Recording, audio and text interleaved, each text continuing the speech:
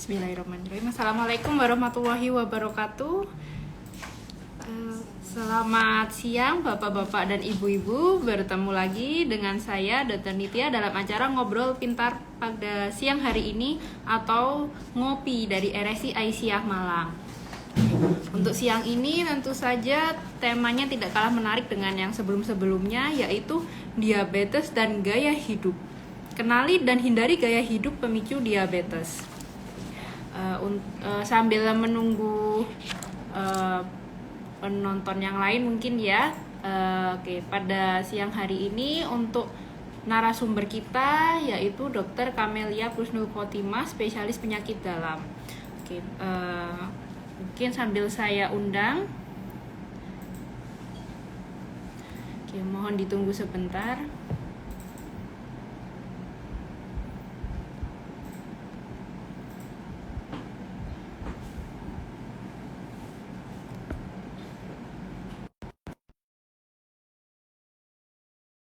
Bapak-bapak, Ibu-ibu, mungkin dalam 1 jam ke depan saya akan memimpin pada kegiatan siang hari ini. Apabila Bapak-bapak, Ibu-ibu mau menanyakan soal diabetes dan lain-lain, monggo silakan langsung ketik saja di kolom komentar. Oke. Sepertinya masih belum tersambung, saya invite ulang.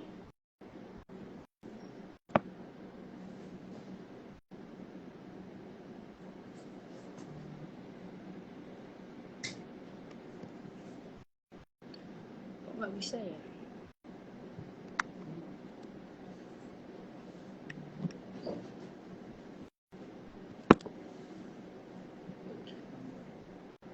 Oke.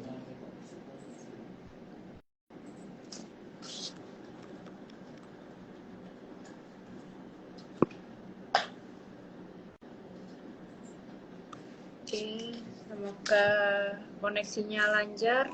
Oke, mohon ditunggu.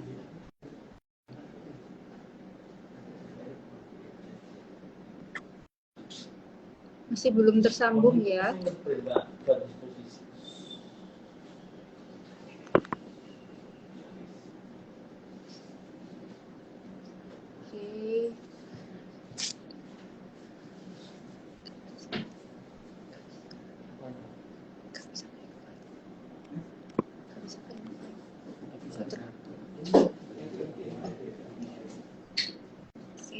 Mohon maaf ada kesalahan teknis.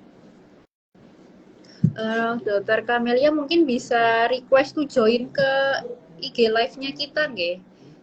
Karena saya sudah invite beberapa kali gagal.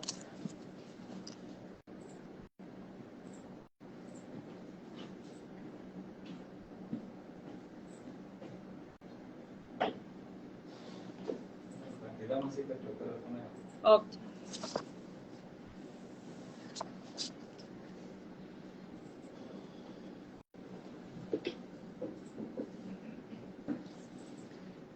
Oke, mohon ditunggu, sedang proses perbaikan.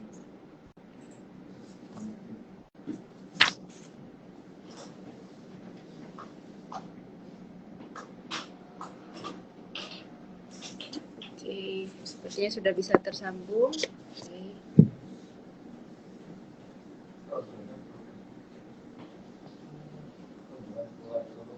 Oke, alhamdulillah sudah tersambung. Assalamualaikum warahmatullahi wabarakatuh, dokter. Waalaikumsalam warahmatullahi wabarakatuh. Oke, alhamdulillah. Gimana dokter Nitya? Alhamdulillah. Dengan Dokter Kamelia, ini Bapak Ibu, beliau adalah dokter spesialis penyakit dalam yang akan memberikan kita materi mengenai diabetes selama 1 jam ke depan. Oke, apa kabar dokter? Alhamdulillah. Alhamdulillah. Sepertinya koneksinya masih terputus-putus dokter. Oh iya. Gimana ini? Oke. Masih terputus-putus? Masih putus-putus dok. Baik. Boleh saya sebentar Eh, ya. ini sudah, kalau yang ini sekarang sudah mulai agak lancar. Sudah lancar. Sudah dok. Baik. Oke, baik mungkin bisa langsung saja ya dokter ya. Ya, Mungkin bisa dijelaskan terlebih dahulu nggak dokter, apa itu diabetes dan kenapa kita membahas diabetes pada siang hari ini dokter? baik. Ya. Pertama-tama, Assalamualaikum warahmatullahi wabarakatuh. Iya, jadi pada siang hari ini, atau tepatnya pada hari ini ya, pada hari ini tanggal 14 November 2022 ini kita memperingati Hari World Diabetes Day atau Hari Diabetes Sedunia, gitu. Nah, ini setiap tahun selalu diperingati, dokter. Setiap tahun kami 14 November itu selalu diperingati. Kalau tahun lalu juga saya insya Allah juga bicara juga di penyuluhan di Poli. Kemudian waktu itu ya tahun lalu itu juga ada dokter dokter Isbandia, kalau nggak salah yang apa mengisi ngopi kalau nggak salah waktu itu. Nah, pada tahun ini tetap setiap tahun itu harus dilakukan peringatan terhadap World Diabetes Day ini karena mengingat prevalensi diabetes di Indonesia ini bukannya tambah turun ya, tambah naik dan terus bertambah jumlah pasien diabetes itu tadi. Sehingga tujuannya peringatan World Diabetes Day itu adalah yang pertama kita harus tahu sih prevalensinya tadi kok tambah lama tambah naik itu tadi. Kemudian yang kedua kita fungsinya atau tujuannya itu untuk mengedukasi, memberikan edukasi kepada seluruh masyarakat Indonesia ya, kalau perlu memang masyarakat dunia memang karena yang memperingati diabetes day ini bukan Indonesia aja, namanya Hari Diabetes Sedunia diperingati oleh lebih dari 160 negara gitu. Sehingga dengan tema yang sama, tema pada tahun ini kebetulan adalah educate people, education to protect tomorrow. Maksudnya diajarkan mulai sekarang, disadarkan mulai sekarang untuk kepentingan masa yang akan datang. Jadi maksudnya untuk mencapai pasien-pasien yang terkena diabetes atau keluarganya dan ataupun orang awam sekalipun itu agar bisa mengerti tentang diabetes dan menata, kalau sudah diabetes ya menata laksana agar dia tetap menderita diabetes tetapi mencegah komplikasi-komplikasi yang mungkin timbul dari diabetes tersebut gitu. Jadi semuanya memang merayakan diabetes, bukan hanya diabetesi saja ya, bukan hanya yang penderita diabetes saja, tetapi semuanya orang-orang lingkungan di sekitarnya juga harus tahu bagaimana tata cara untuk kalau misalnya ada keluarganya yang diabetes seperti itu gitu. Nah, selain itu tadi ya, jadi mengedukasi semua orang biar ngerti gitu, biar bisa kalau udah kena diabetes berarti harus gimana, pengobatannya bagaimana, kemudian komplikasi yang mungkin timbul apa itu harus disadarkan gitu intinya. Nah, kenapa kok logonya, tahu ya logonya Hari Diabetes Day? Biru, warna bentuk lingkaran dokter. Lingkaran biru, blue circle. Lingkaran biru itu maksudnya karena tidak akan terputus dan bukan hanya penderita diabetes atau ahli kesehatan saja yang berperan di situ, tetapi keluarga, semua tenaga profesional mulai dari fase 1 sampai dokter spesialis, subspesialis itu semuanya, atau bahkan negara sekalipun itu harus bertanggung jawab untuk penata laksanaan diabetes ini tadi, sehingga memang angkanya benar-benar dicegah atau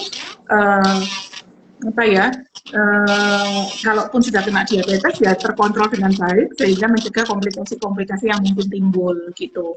Sebenarnya lingkaran yang biru tadi itu berkaitan dengan jadi kampanye World Diabetes Day itu di tahun 2021 sampai 2023, jadi sama semua, tetapi yang pada tahun ini temanya tadi itu tadi education to protect tomorrow itu tadi, seperti itu.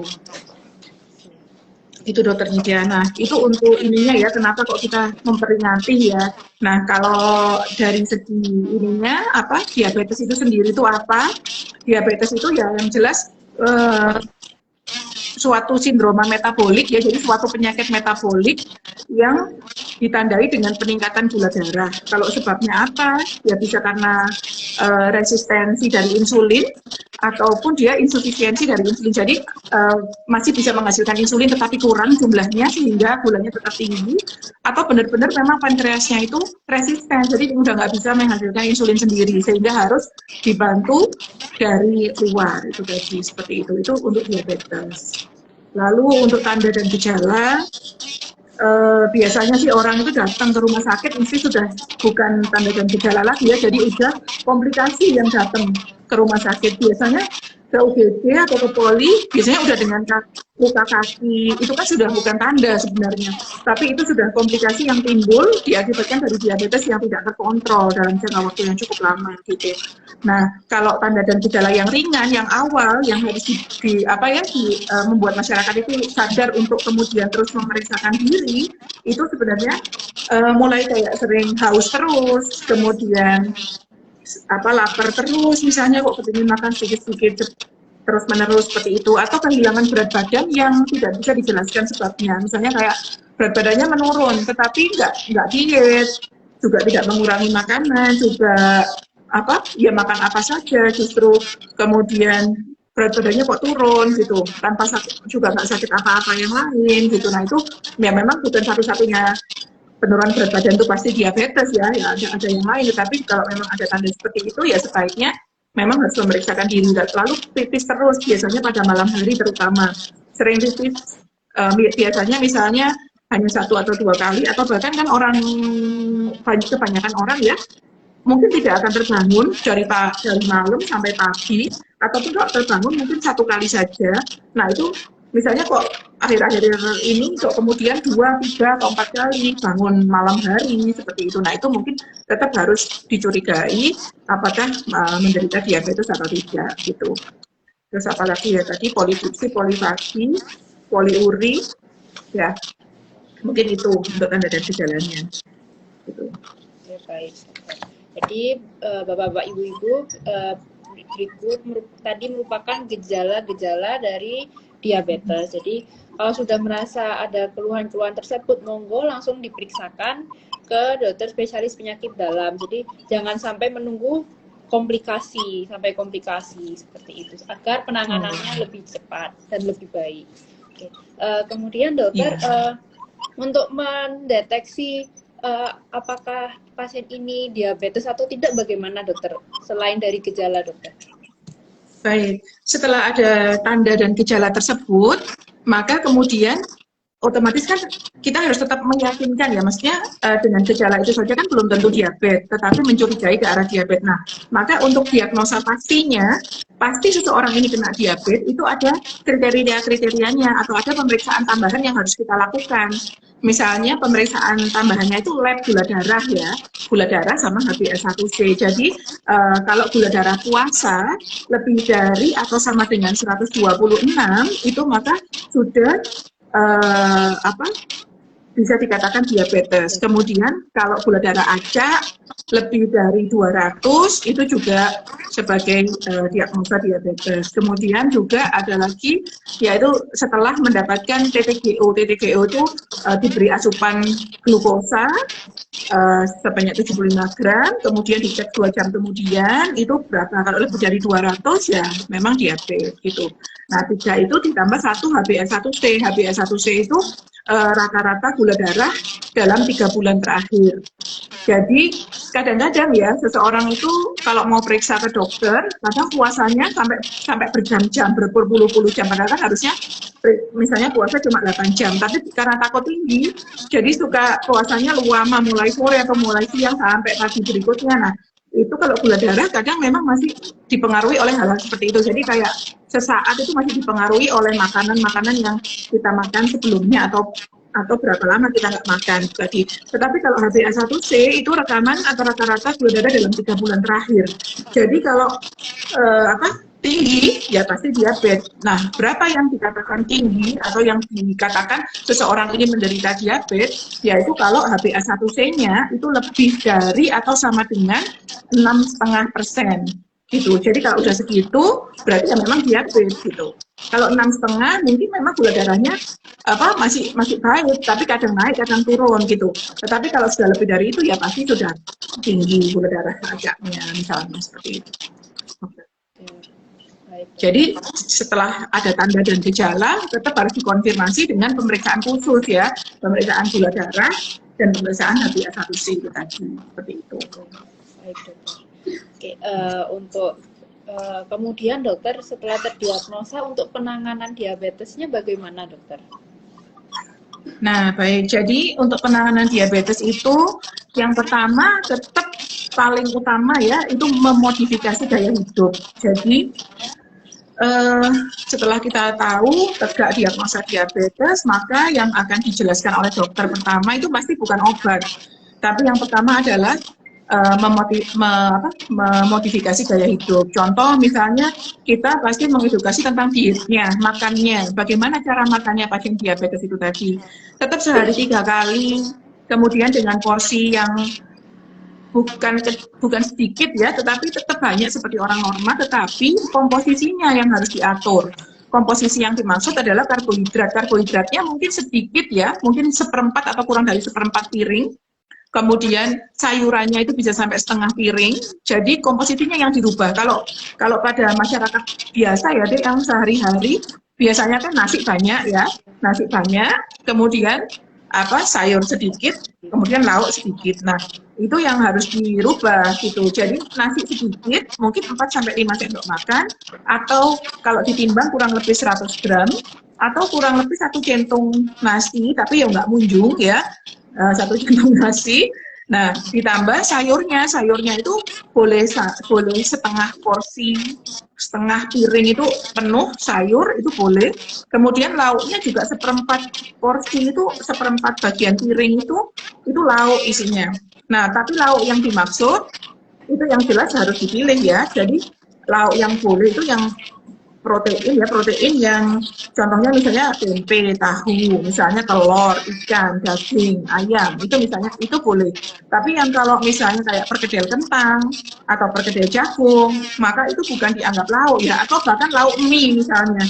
Nah, itu juga bukan komposisi yang bagus, yang tepat gitu. Jadi kalau ada perkedel jagung atau perkedel kentang, karena jagung dan kentang itu adalah karbohidrat, sehingga ya pasti harus dia malah mengurangi porsi nasinya gitu, mengurangi yang tadi misalnya 4-5 sendok ya tapi karena ada perkedel atau perkedel jagung itu tadi, atau bahkan kalau ada mie ya sudah jangan nasi, pilih salah satu karbohidratnya seperti itu. Nah, itu 3 kali sehari. Kemudian snacknya tetap boleh ada snack. Snacknya itu bisa buah misalnya, kemudian protein lagi misalnya itu juga boleh, misalnya tempe tahu, olahan tempe tahu itu masih boleh. Kalau sebaiknya tidak yang mengandung karbohidrat lagi untuk snacknya seperti itu. Itu yang modifikasi gaya hidup yang pertama ya, tentang dietnya itu tadi. Nah, kalau yang selanjutnya yaitu olahraga yang harus disampaikan kepada pasien. Nah, olahraga apa sih yang dianjurkan sebenarnya? Olahraga yang dianjurkan yang sifatnya aerobik, yang pertama yaitu jalan atau lari ya, tergantung kekuatan pasien. Kemudian yang kedua itu adalah sepeda ya, bersepeda baik statis ataupun yang jalan itu diperkenankan. Kemudian renang, nah itu juga diperbolehkan. Nah, dari ketiga olahraga tersebut itu kurang lebih setiap harinya itu kurang lebih 30 menit sampai 45 menit kurang lebih setiap harinya. Nah, kalau bisa memang setiap hari, tapi kalau memang ada kendala itu bisa juga 5 kali dalam seminggu. Jadi boleh tidak olahraga misalnya 2 hari seperti itu. Nah, kalau lebih bagus setiap hari bisa ya sebaiknya setiap hari seperti itu. Nah, itu yang modifikasi gaya hidup ya. Lalu yang kedua, prinsip kalau memang sudah kena diabetes, setelah kita beritahu tentang diet dan olahraga, dan kita juga harus bilang sama pasien, karena kadang-kadang pasien itu juga mengandalkan obat aja, males olahraga, kemudian males mengatur diet. Nah, kita bilang sama pasien, kalau dengan mengatur diet dan kita olahraga, itu sudah bisa menurunkan dosis obat yang akan dikonsumsi oleh pasien tersebut. Misalnya contohnya, kalau datang dengan gula darah, misalnya ya sudah di puasa 250 misalnya, harusnya mungkin kita sudah memberi obat yang dosisnya mungkin agak lebih tinggi, tetapi dengan berharap dia merubah gaya hidupnya, makannya, olahraganya, itu maka saya kasih dosis kecil dulu ya Pak, tapi saya berharap dietnya diatur, kemudian olahraga dilakukan, sehingga Bapak nggak perlu dosis yang tinggi-tinggi, misalnya seperti itu. Nah, itu untuk memotivasi pasiennya agar mau merubah gaya hidupnya itu tadi, seperti itu. Lalu yang kedua, setelah makan olahraga tadi ya otomatis memang memeriksakan ke dokter itu tadi untuk pengobatan ya, terapi. Nah, memang terapi pada diabetes ini kan istilahnya kan penyakit kronis ya, Dek.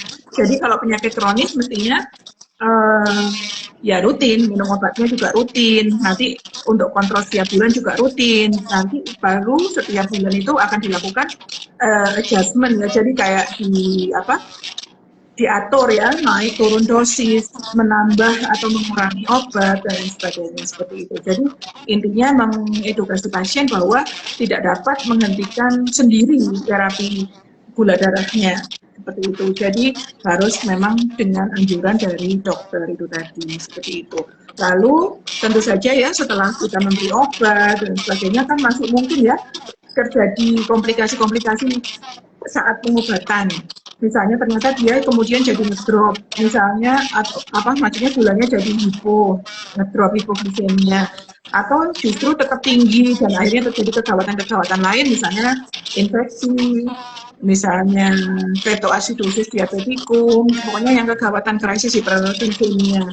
Nah, kalau seperti itu kita harus kasih bekal sama pasiennya. Nanti kalau selama minum obat ternyata kok ngedrop atau terjadi sesuatu, maka kalau ngedrop misalnya lemas, keringat dingin, kemudian berdebar, maka boleh minum air gula sedikit, kemudian besoknya memeriksakan ke dokter. Tapi kalau sampai tidak sadar ya memang harus dibawa ke rumah sakit. Pokoknya diberi bekal sehingga kalau terjadi apa-apa di rumah, pasien itu tidak panik, keluarganya juga mengerti, sehingga bisa dilakukan antisipasi yang bisa dilakukan di rumah gitu. Nah, karena nanti kalau trauma, karena hipoglikemia itu rasanya nggak enak ya, jadi kadang itu kayak bikin trauma sama pasiennya, sehingga pasiennya akhirnya nggak mau minum obat malahan gitu, nggak mau minum obat karena takut kalau terjadi hipoglikemia. Kemarin saya agak tinggi nggak apa-apa, sehat walafiat, tapi kemudian begitu ngedrop sekali itu membuat pasiennya tidak nyaman, sehingga akhirnya biasanya nggak mau minum obat lagi gitu. Jadi memang harus diberikan bekal-bekal kepada pasien seperti itu. Baik dokter, sangat jelas sekali. Jadi diabetes ini seharusnya bisa dicegah ya dokter ya? Iya, jadi ada tipe, tadi saya mungkin belum menjelaskan ya. Jadi ada tipe-tipe diabetes, ada 4 tipe diabetes sebenarnya.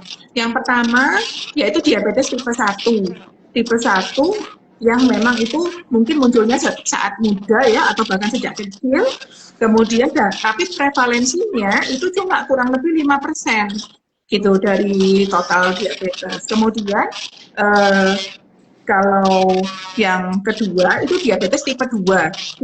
Diabetes tipe 2 inilah yang paling banyak saat ini, bahkan lebih dari 90% itu adalah diabetes tipe 2. Nah, diabetes tipe 2 ini sering diakibatkan karena gaya hidup yang kurang baik dan karena gemuk, obesitas ya. Nah, akhirnya muncullah diabetes tipe 2 ini, sehingga memang ya inilah makanya waktunya setiap diabetes itu waktunya untuk memang, walaupun nggak harus diabetes D ya, setiap hari pun itu harus encourage semua orang bahwa diabetes itu sebenarnya bisa dicegah gitu. Contoh bukti bisa dicegah ya, misalnya contoh satu keluarga, misalnya bapaknya diabetes, ibunya diabetes, kemudian ada punya anak 5 misalnya. Nah, kan ada yang misalnya hanya 2 yang kena diabetes, yang 3 mungkin tidak, misalnya seperti itu. Nah, itu pun kan pasti dipengaruhi oleh macam-macam memang, kadar berapa persen genetik yang diturunkan, atau juga pasti pola hidup, gaya hidupnya gitu. Jadi yang mungkin yang satunya obes, mungkin yang kena diabetes itu yang memang makannya tidak diatur dan sebagainya itu. Tapi yang keluarga lainnya itu berkesempatan untuk ternyata bisa gitu, maksudnya tidak diabetes gitu. Seperti jadi memang betul bisa dicegah. Baik, dokter. Oke. Mungkin untuk bapak-bapak, ibu-ibu, monggo kalau mau ada yang bertanya, silakan boleh mengetikkan di kolom komentar kita. Oke, kemudian dokter, untuk dari segi tenaga kesehatan sendiri, dokter, bagaimana menyikapi untuk mengedukasi supaya dari World Diabetes Day ini kampanyenya berhasil, dokter? Baik, jadi di tahun 2002 ini memang fokus pada intensif diabetes education. Jadi kita mengedukasi secara intensif tentang diabetes kepada siapa?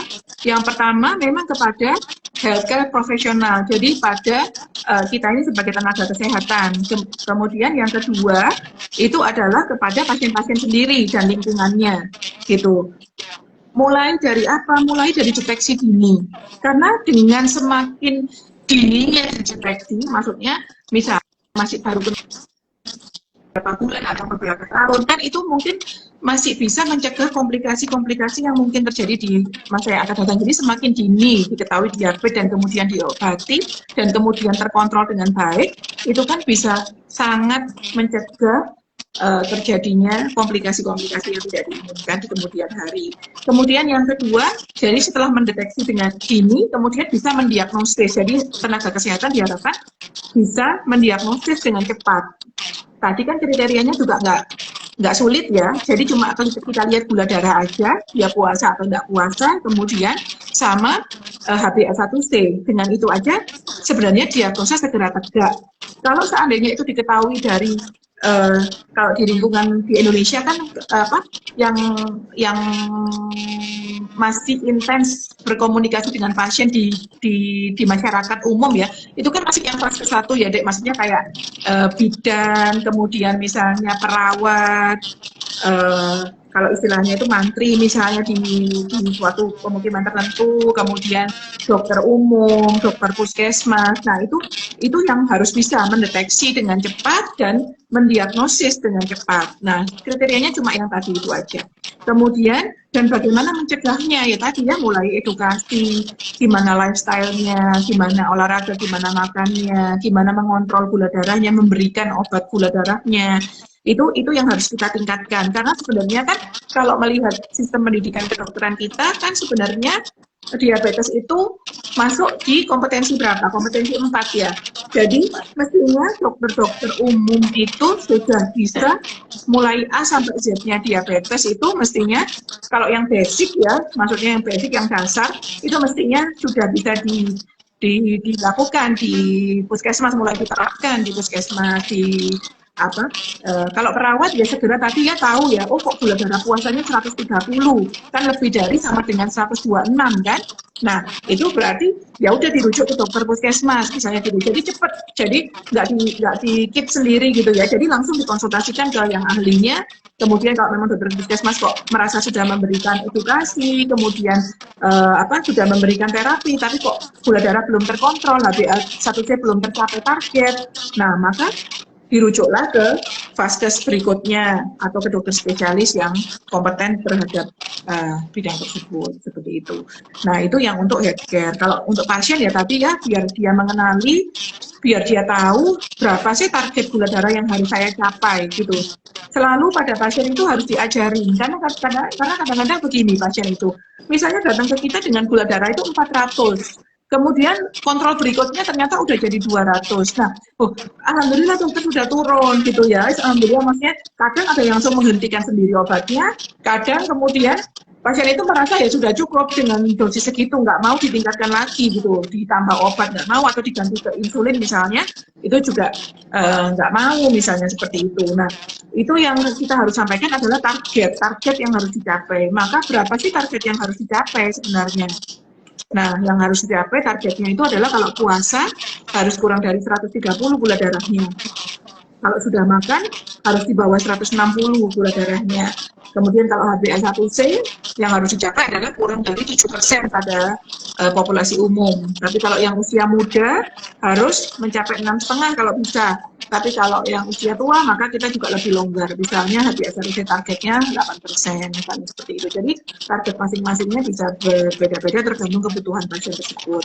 Nah, kemudian kita juga harus bilang bahwa tekanan darah yang harus dicapai. Jadi pasien diabetes itu nggak hanya ngurusi diabetesnya aja, tetapi kolesterolnya kita juga harus cekkan. Jadi panel-panel diabetes tetap harus dicekkan. Tekanan darahnya harus terkontrol, harus di bawah 130/80 untuk tensinya sebaiknya.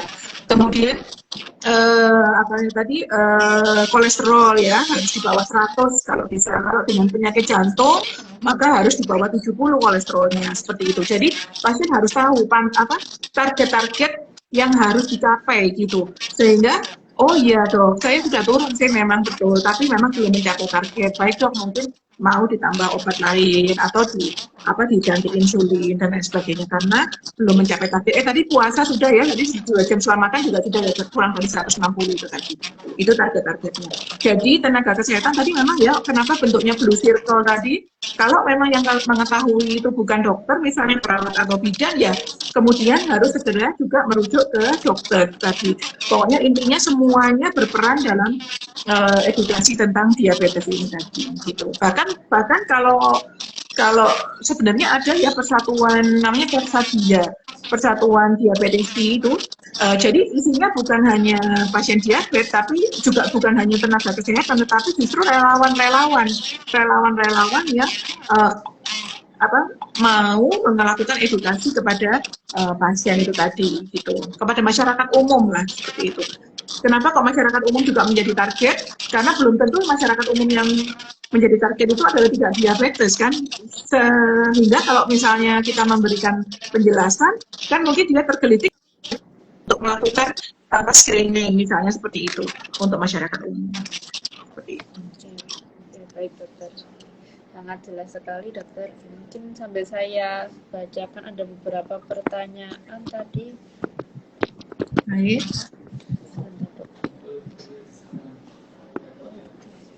Sepertinya sedang error dok. Ini ada pertanyaan dari Ibu Fidan. Untuk perawatan di rumah seperti apa dok jika pasien diabetes juga punya darah tinggi? Baik, jadi kalau di rumah yang jelas memang ya untuk penata laksanaan diabetes dan hipertensi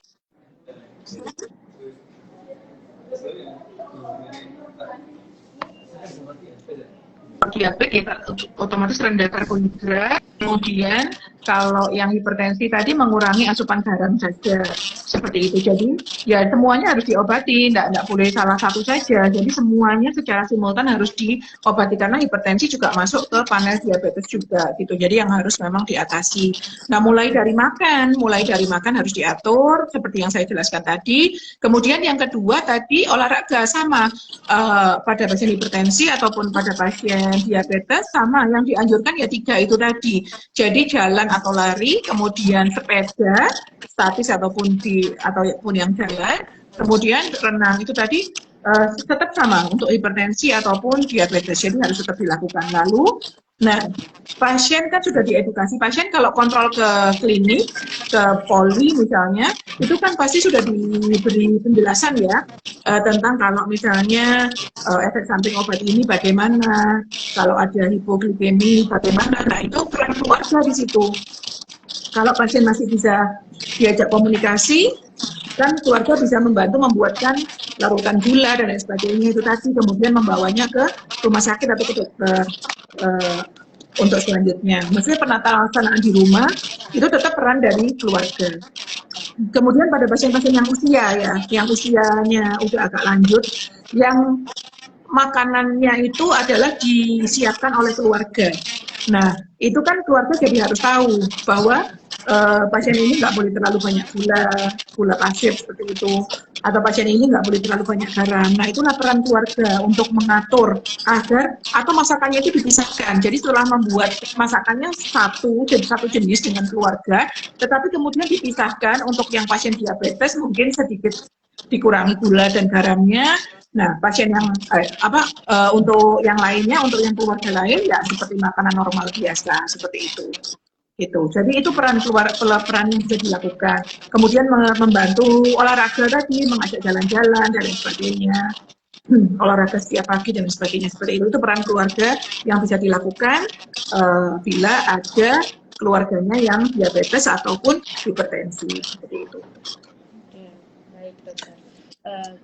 Kemudian ada pertanyaan lagi dokter, apakah diabetes bisa terdeteksi saat usia muda? Iya, tadi ya, Dek ya. Oh, tadi belum selesai ya, tipe-tipe diabetes tadi ya. Diabetes tipe 1 tadi, yang tipe pertama diabetes tipe 1, tipe keduanya diabetes tipe 2 ya.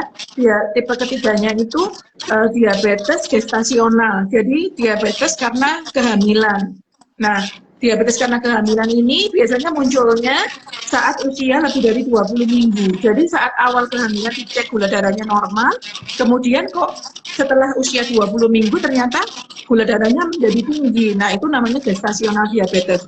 Tapi ada juga yang seperti ini, memang dia punya diabetes sebelumnya, kemudian saat awal kehamilan pun dicek ya memang diabetes.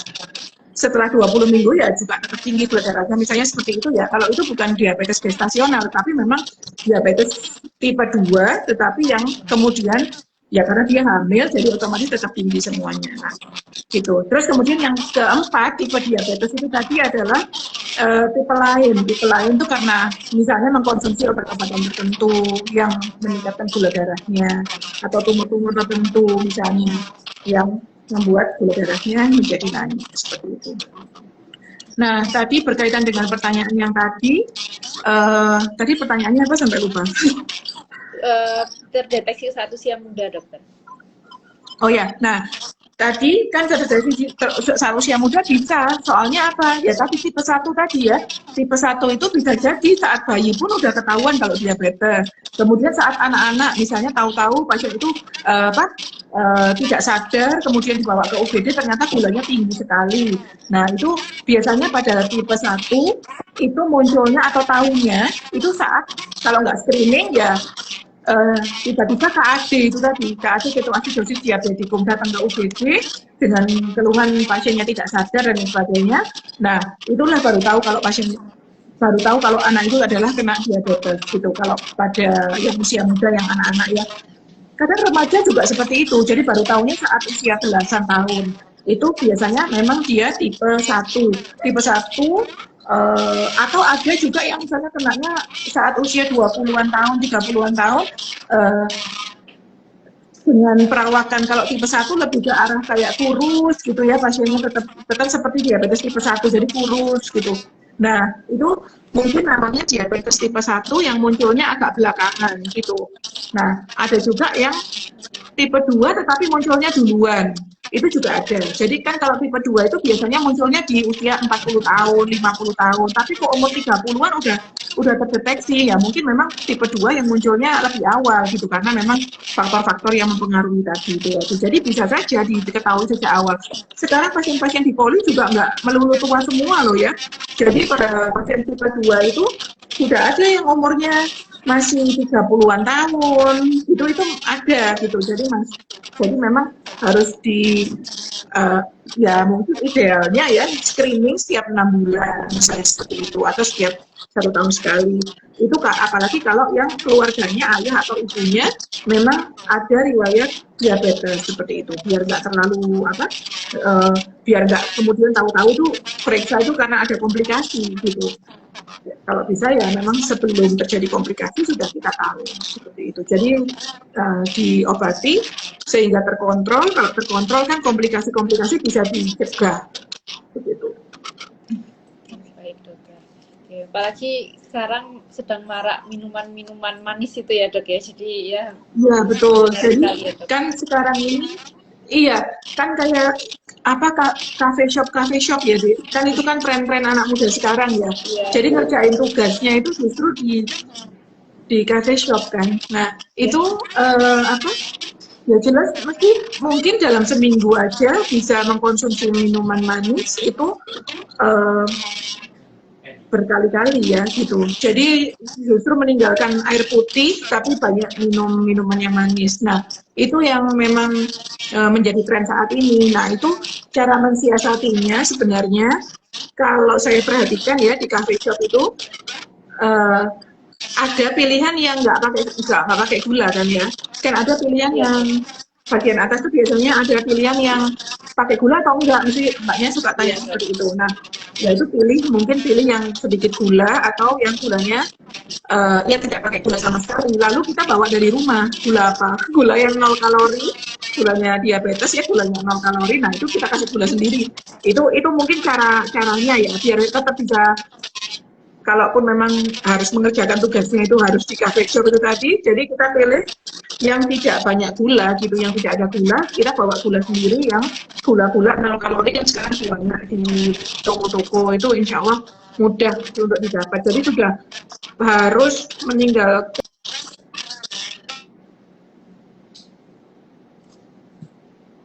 terputus-putus. Mohon seperti itu. Jadi mulai beralih ke gula-gula yang 0 kalori gitu. Bukan iklan ya, saya nggak menyebut satu merek apapun, pokoknya pilih aja mereknya mau macem-macem, gula-gula yang 0 kalori seperti itu. Jadi pesannya si cafe shopnya itu tadi ya otomatis yang tidak ada mengandung gula seperti itu. Minuman-minuman manis lain, contohnya yang sudah beli-beli di kemasan itu ya, itu juga sama harus dikurangi. Karena itu juga pasti gulanya udah sangat tinggi sekali. Atau minuman-minuman yang sasetan 3 in 1 itu kan sudah gulanya juga gula biasa dan dengan gula yang tinggi. Karena kalau nggak manis itu kan nggak laku ya. Jadi pasti banyak itu setiap saset, setiap botol itu pasti banyak gulanya seperti itu. Gitu. Terus sebenarnya ada dari rangkaian World Diabetes Day yang saat ini deh, yang 2022 ini, itu ada beberapa tips untuk mencegah ya. Baik dok. Koneksinya mulai putus-putus lagi. Ada, tetapi justru untuk yang belum menderita diabetes, untuk semua kalangan, untuk semua umur. Jadi yang pertama memang hindari gula itu tadi. Jadi hindari gula yang gula pasir, gula merah, gula batu misalnya seperti itu. Jadi mulai dikurang-kurangi, mulai sedikit saja gulanya atau diganti dengan gula khusus itu tadi. Kemudian yang kedua, mengurangi intake karbohidrat. Jadi semua intake karbohidrat itu kue, roti, biskuit, kue basah, itu ya lumpur bukan nggak boleh sih ya, tapi mungkin memang harus membatasi jumlah karbohidratnya gitu. Terus nasi itu udah nggak musim ya, makan nasi banyak gitu harus benar dikurangi. Jadi,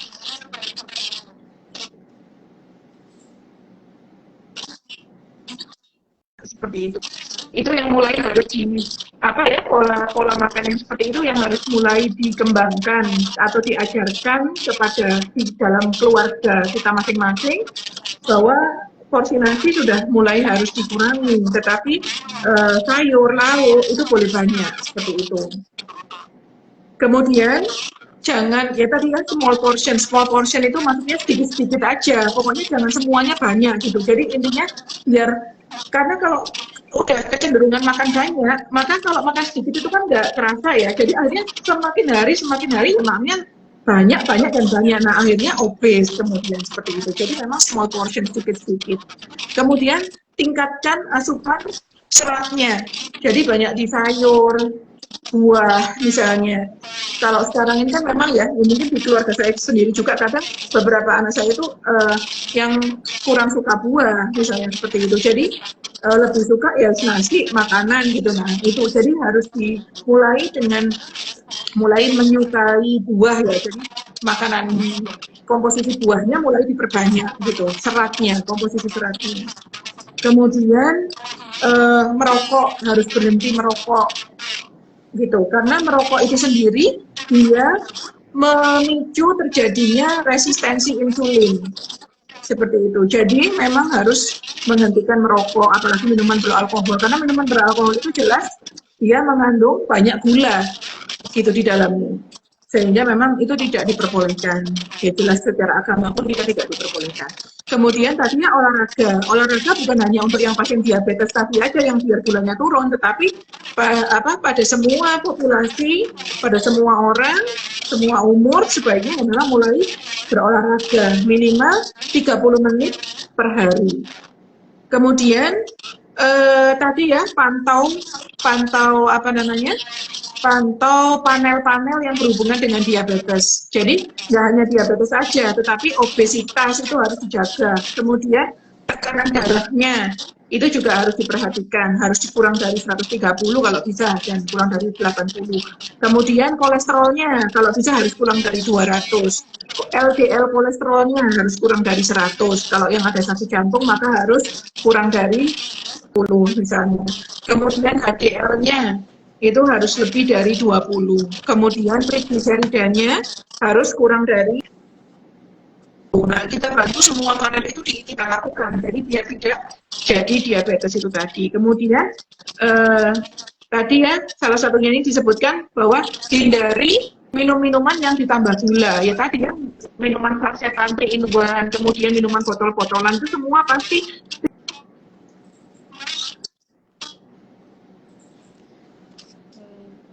Mohon maaf koneksinya putus-putus lagi. Biasakan kembali lagi ke zaman dulu. Jadi minumnya itu minum air putih. Jadi kembalikan lagi ke udah kurangi minuman-minuman yang manis, balik ke mulai banyak mengkonsumsi air putih itu tadi seperti itu. Dan kalau kita sudah mendapatkan informasi tentang diabetes dan kita udah ngerti tanda gejala, gimana menegakkan diagnosisnya, gimana cara mengontrol dan lain sebagainya. Nah, itu maka sebarkan minimal di lingkungan sekitar, kepada tetangga, kepada kerabat terdekat, kepada masyarakat. Apalagi kalau kita sebagai tenaga kesehatan, otomatis kepada pasien-pasien kita, kepada keluarganya, penyuluhan-penyuluhan untuk masyarakat awam itu otomatis harus ditegakkan seperti itu, harus digalakkan begitu. Baik dokter. Itu sih tipsnya, tips untuk mencegah agar tidak kena diabetes. Oke. Putus-putus ya ini ya?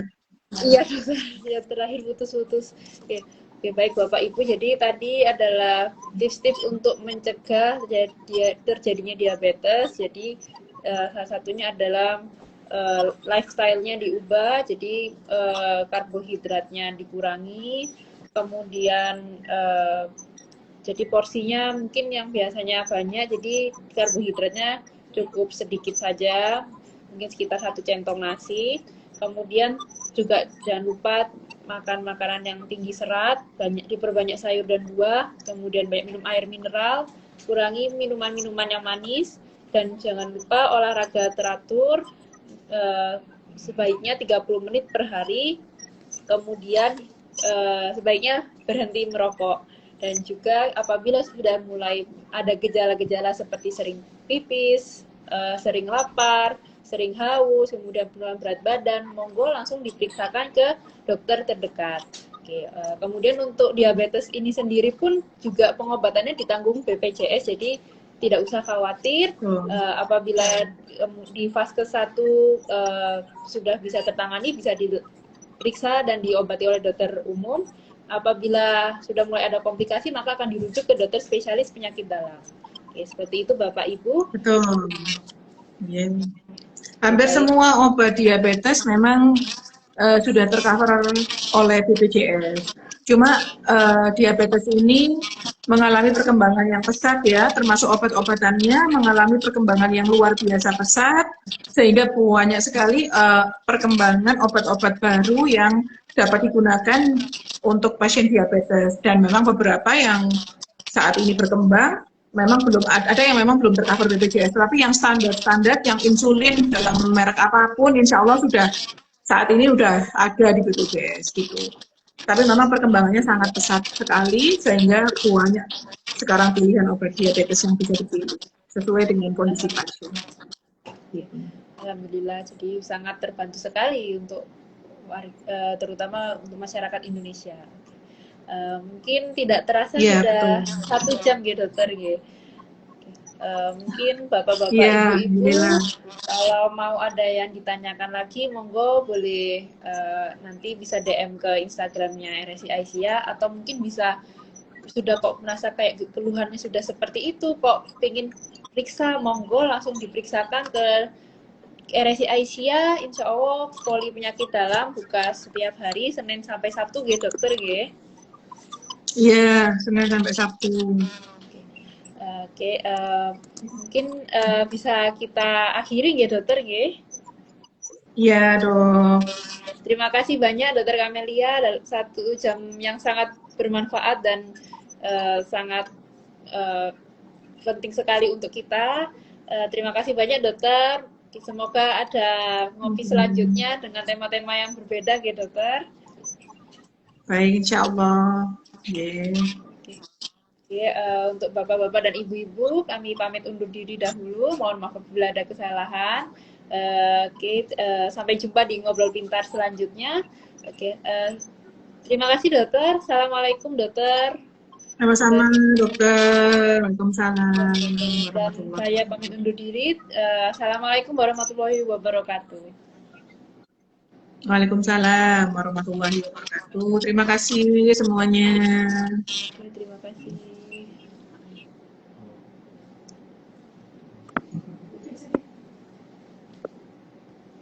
Gak bisa ke end ya? Gak bisa, kok layarnya gak bisa kepencet ya?